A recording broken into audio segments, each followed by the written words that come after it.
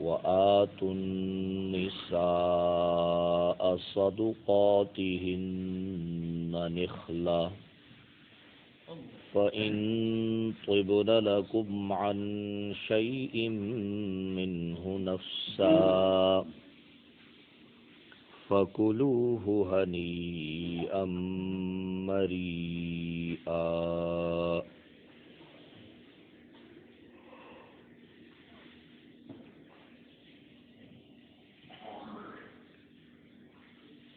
اور دے دو تم عورتوں کو ان کے حق مہر خوش دلی کے ساتھ،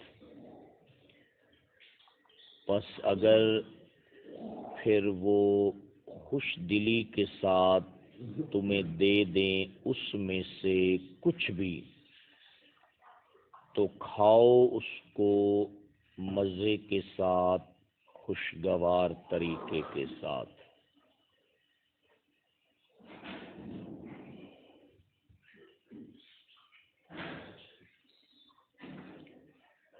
جیسا کہ آپ حضرات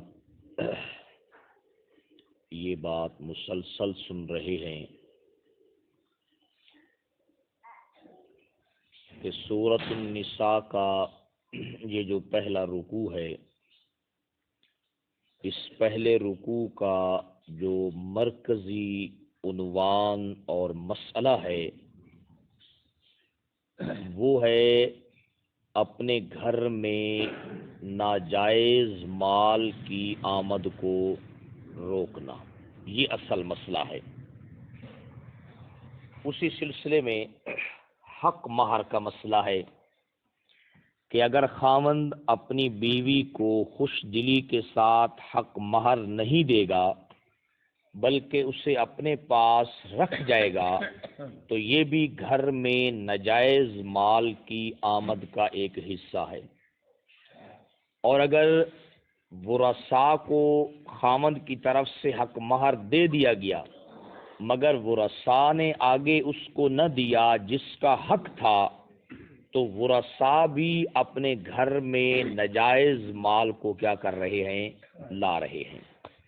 تو اصل جو اس رکوع کا مرکزی عنوان ہے، یہ ساری آیات جو آگے آئیں گی ہر ایک آیت مبارکہ کا یہی مسئلہ ہوگا کہ کسی بھی صورت میں اپنے گھر میں ناجائز مال کی آمد کو کیا کیا جائے؟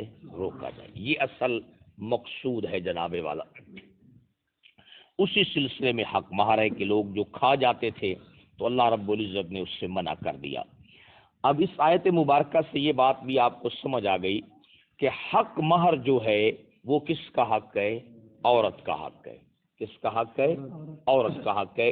خاوند کو چاہیے کہ خوش دلی کے ساتھ جس کا جو حق ہے اس کو کیا کر دے؟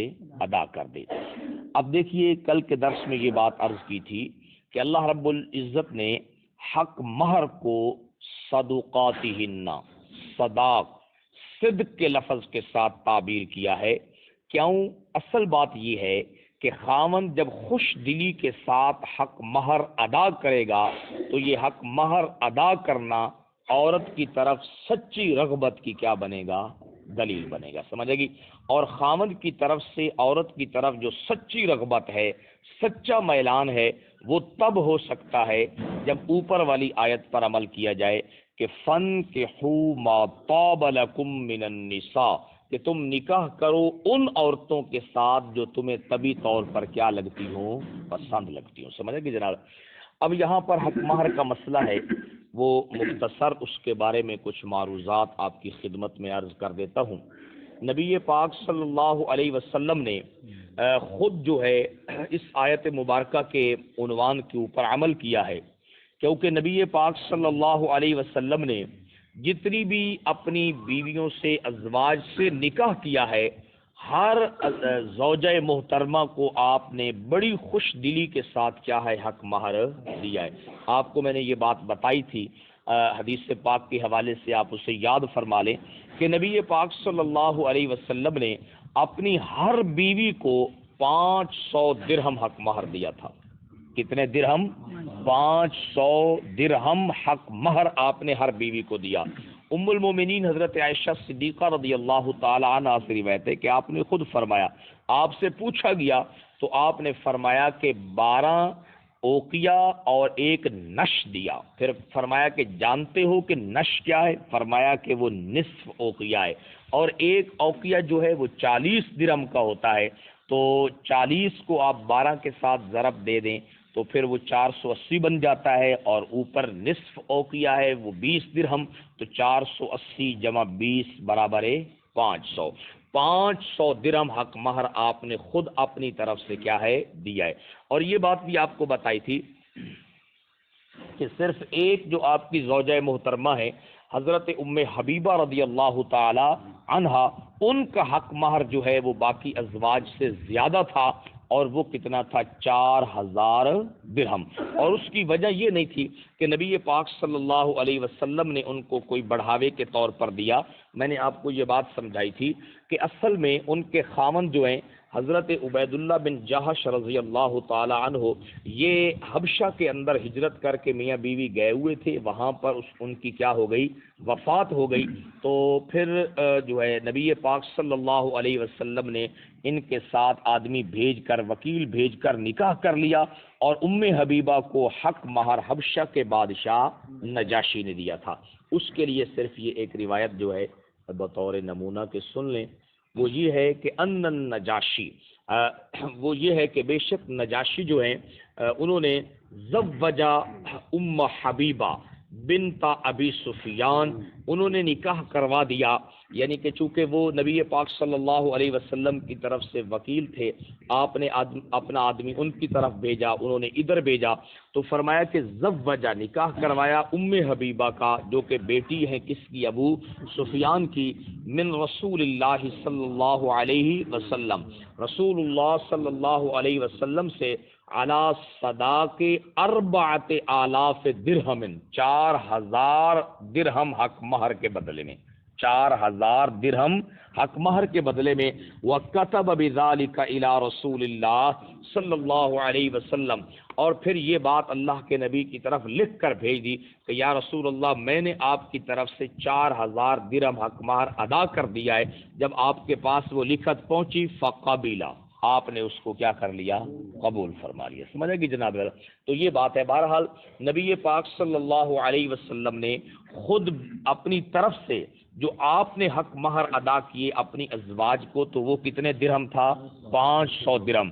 اپنی بیٹیوں کو جو آپ نے لے کر دیا وہ بھی کتنے درہم تھا؟ 500 درہم۔ ایک لفظ آپ حدیث پاک کی کتابوں میں پڑھیں گے، اس کو کہتے ہیں مہر مثلی۔ اس کو کیا کہتے ہیں؟ مہر مثلی۔ سمجھے گی؟ مہر مثلی یہ ہوتا ہے کہ جو اوپر خاندان میں ایک مہر کی ترتیب چلی آ رہی ہے، وہی نیچے اولاد کے اندر بھی اس کو کیا کیا جائے؟ برقرار رکھا جائے۔ اس کو کیا کہتے ہیں؟ مہر مثلی کہتے ہیں۔ مثل مال، یعنی جو ماں کو ملا ہے، جو خالہ کو ملا ہے، جو نانی کو ملا ہے، وہی آگے ان کی اولاد کو بھی کیا ہے؟ مل جائے، تو اس کو کیا کہتے ہیں؟ مہر مثلی کہتے ہیں۔ اب مہر کے حوالے سے صرف 2 حدیث پاک آپ کی خدمت میں عرض کرتا ہوں، بڑی اہمیت کے حوالے سے ہیں۔ وہ دیکھیں، یہ بات میں نے آپ کو شروع میں سمجھا دی ہے کہ حق مہر کتنا دینا چاہیے؟ جتنا ہر آدمی کی قوت اور طاقت ہے۔ سمجھا کہ جناب والا؟ اگر کسی آدمی کی قوت اور طاقت تھوڑی ہے آج کے دور میں بھی، تو وہ حق مہر کیا دے گا؟ تھوڑا دے گا۔ جس کی قوت اور طاقت زیادہ ہے وہ حق مہر بھی کیا دے گا؟ زیادہ دے گا۔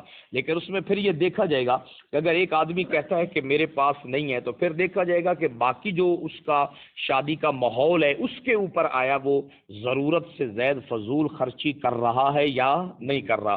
اگر بالکل سادگی کے ساتھ سنت کے مطابق کر رہا ہے کہ میرے پاس تو گنجائش نہیں ہے، تو پھر اس کی اس بات کو بھی کیا کیا جائے گا؟ تسلیم کیا جائے گا جناب والا، اور جتنی اس کی قوت اور طاقت بنتی ہے اتنا ہی اس سے حق مہر وصول کیا جائے گا۔ سمجھے گا؟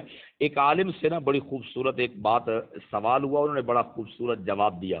ان سے سوال یہ ہوا کہ حضرت آپ یہ بتائیں کہ یہ جو ہم شادیاں کرتے ہیں، تو آیا محرم الحرام کے مہینے میں یہ شادی اور ہو سکتی ہے یا نہیں ہو سکتی؟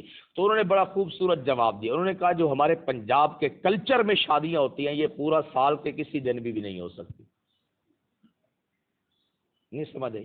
فرمایا کہ جو شادیاں ہمارے پنجاب کے کلچر میں ہوتی ہے نا جناب والا، مہندیوں کی رسمیں ہو رہی ہیں، چیکو کی رسمیں ہو رہی ہیں، اور جناب ڈھول ڈھمک کے باجے، فرمایا یہ 360 دنوں میں سے کسی دن میں بھی نہیں ہو سکتی، اور جو سنت کے مطابق ہے وہ سال کے ہر دن میں ہو سکتی ہے، اس میں کسی حوالے سے بھی کوئی پرابلم نہیں ہے، سمجھے کہ جناب۔